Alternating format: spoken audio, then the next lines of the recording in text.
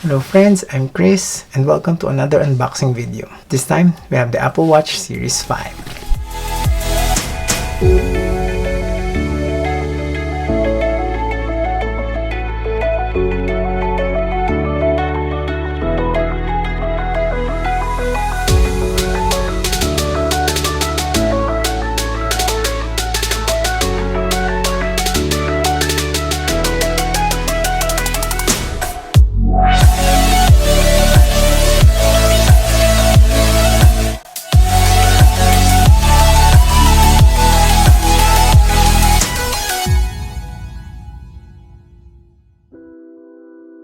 The current models that are officially available are the flagship Apple Watch Series 6 and the budget model Apple Watch SE. So, should you still get a Series 5 in 2021?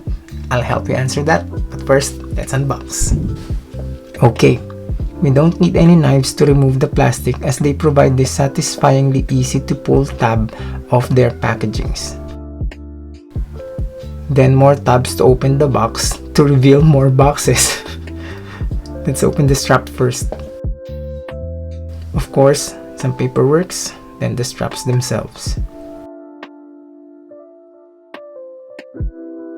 Next, here we're greeted with paperwork and the watch up front.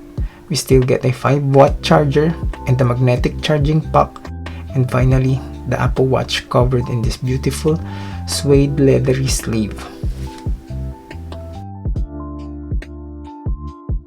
Well, that was quick. There you have it.